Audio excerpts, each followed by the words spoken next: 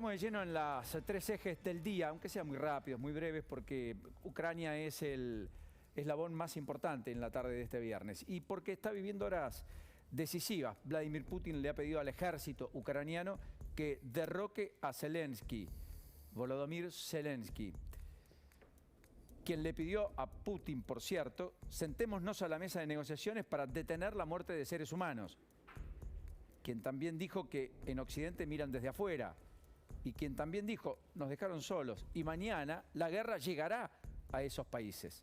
Nos quedamos solos para defender el Estado, dijo el propio presidente hasta ahora aún de Ucrania, este hombre que ven allí en imagen. A quien por su parte Vladimir Putin llamó a derrocarlo, a el ejército ucraniano, diciendo que su gobierno es una banda de drogadictos y neonazis. ¡Wow!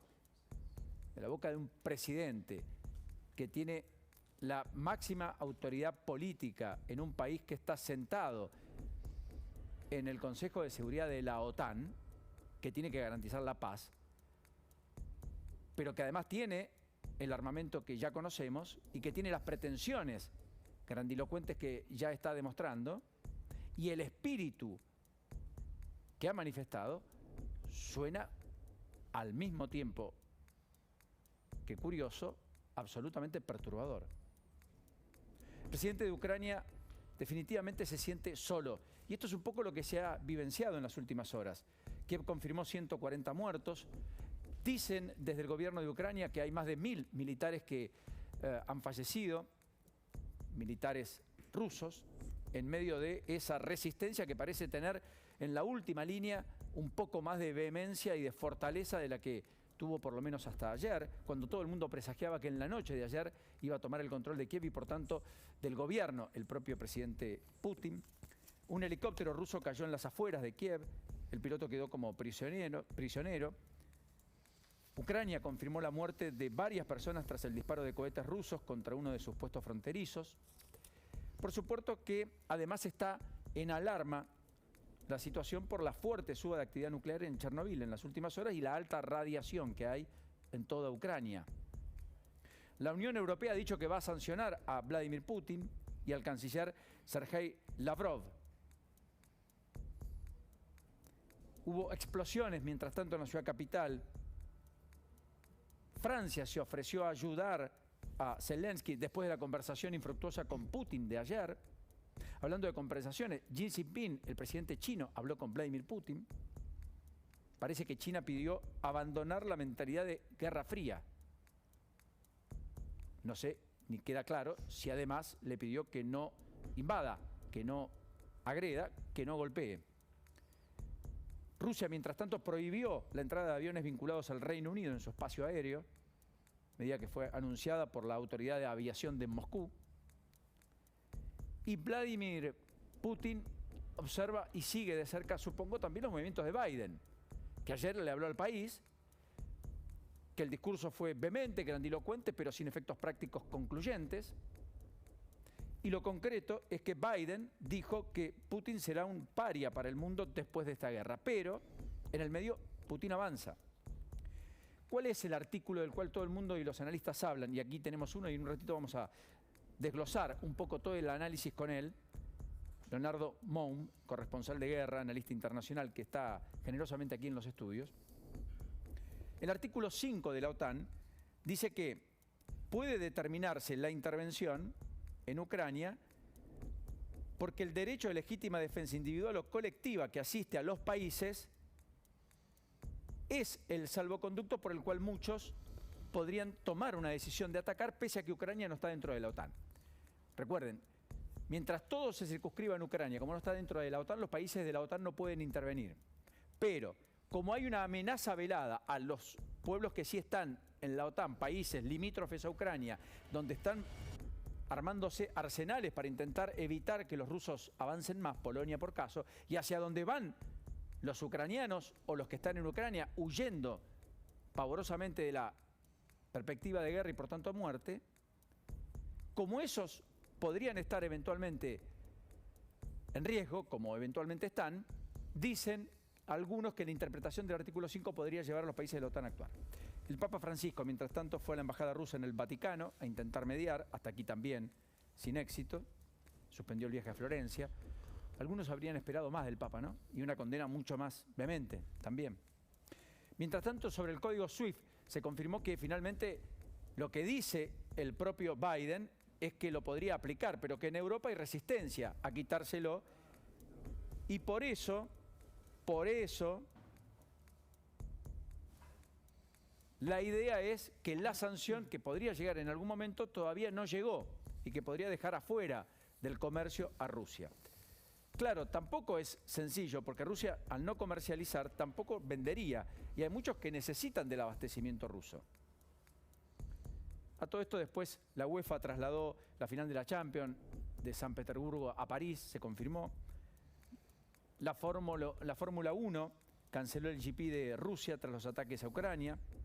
Bolsonaro terminó retando a su vicepresidente, que había condenado fuertemente la invasión.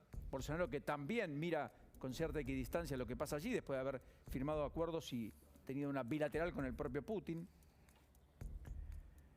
Y esto es lo que está pasando ahora en San Petersburgo, en el lugar donde está, o de donde nació el propio Putin. Una vez más, protestas, una vez más detenciones y una vez más enfrentamientos con la policía. Pero estamos ante el drama de la guerra, que tiene un elemento adicional. Yo no sé si tenemos la foto de la huida de los ucranianos del país. Porque en esa huida de esas carreteras llenas de vehículos que van con una dirección inequívoca de tratar de salir del país, vía terrestre, por Polonia, por donde sea, en esa imagen de esa carretera atestada, con gente que huye, esto es Rumania, ¿cómo entran a Rumania? Pero esto es cómo entran a Rumania en un vuelo programado, o en su defecto, a través de vehículos, o a través de colectivos, o a través de con sus propios bolsos, etc. Esta es una imagen, está bien. Ahora, la imagen de la carretera atestada, lo que nos tendría que depositar en nuestra cabeza es la idea, esa imagen, gracias, Gonza. Acá lo que hay es mucha gente que agarró 4 o 5 cosas de su casa, las puso en un baúl de un auto y está huyendo, sin saber si vuelve. Y lo hace en minutos, por no decir, en el mejor de los casos, horas, pero no más que eso. Cuando aparece el ataque, cargan lo poco que tienen o mucho, lo ponen ahí y se van. Con lo puesto, literalmente. Bueno, esto es en vivo. Acá es la tensión de lo que se está produciendo ahora, pero esto es San Petersburgo, ¿no es cierto? Para no marear. Ucrania, San Petersburgo, esto es Rusia. Estos son movimientos que protestan y a los cuales el gobierno, naturalmente, trata de frenar. Bueno, así que nos vamos a quedar acá, por supuesto, porque es uno de los ejes. Y esto es en vivo, además, ¿eh? Así que ya vamos a volver con todas esas imágenes de lo que se están produciendo en San Petersburgo. Pero, mientras tanto, los otros dos ejes, muy rápidos, aunque sea del día, tienen que ver con Corrientes, casi 1 millón de hectáreas quemadas, lo decíamos con Javier. Vamos a abocarnos y vamos a meternos de lleno aquí, porque todavía hay focos muy importantes. La estimación última de casi 1 millón de hectáreas afectadas es del INTA, es de las últimas horas. Hasta aquí hablábamos de 800.000. Esto es el 11% del total del territorio de Corrientes. O sea, más de 1 de cada 10 hectáreas en Corrientes se prendió fuego. Esa es la dimensión de la tragedia ambiental que está viviendo. Los esteros de Liberá, para recuperar el ecosistema, dicen los que saben que tardarán entre 30 y 60 años. Que en el mientras tanto todo será diferente. Y que allí el ecosistema se ha transformado de manera determinante y para siempre. Y el tercer eje, y por eso está el presidente, y por eso toda la actualidad, y lo que contaba Javi hace un ratito. Y lo último es el tramo final de este entendimiento con el fondo, que no sabemos cuándo llega, que todavía sigue discutiéndose, pero que en todos los casos será un tramo final para un nuevo acuerdo, para un nuevo incumplimiento. Porque también lo cierto es que tras la firma de ese acuerdo, independientemente de lo que constituya el trazo fino, todo el mundo sabe que este acuerdo, más temprano que tarde, se va a incumplir. O con las revisiones trimestrales en algún momento, o por parte del próximo gobierno, a quien le dejan una especie de bomba fiscal. Porque la reducción del déficit fiscal habla de bajarlo al 2,5% este año, al 1,9% el año próximo, el último año de gobierno de Alberto Fernández en principio, y luego al 0,9 en 2024 y al 0% en 2025, equilibrio fiscal. O sea, eso implica que va a haber una tensión entre el gasto, los recursos, los subsidios y las decisiones políticas enorme, que probablemente lleven al próximo gobierno a decir, mire, nos dejaron una bomba de tiempo, esto hay que revisarlo, hay que volver a modificarlo.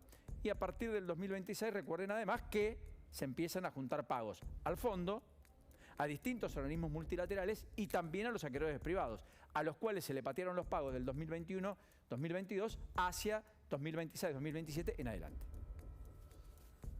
Por eso digo que es un acuerdo que, pese a que no tiene novedades concretas, el proyecto debería haber entrado hoy, dijo Sergio Massa, no entró.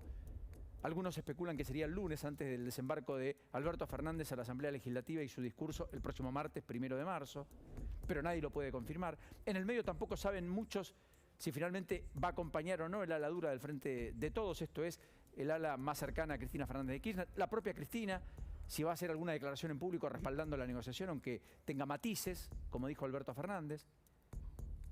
Y cómo se va a parar la oposición y si va a haber una oposición homogénea o si también allí va a haber escisiones y algunos acompañarán y otros no. Y cómo se van a parar los equidistantes, porque hasta aquí la mayoría está plantada en la idea de la abstención, en la idea de que se haga cargo el gobierno. O si quizás políticamente el salvoconducto que tome el gobierno para evitar todo eso sea la iniciativa de Carrió de decir, bueno, votemos una ley que se haga cargo el Ejecutivo y que tenga los poderes para, en virtud de las complicaciones que hay, que haga o deje de hacer lo que tenga que hacer. Veremos. Romina Wiener, mientras tanto, ¿qué está pasando en el tránsito en la ciudad de Buenos Aires a esta hora? Bienvenida.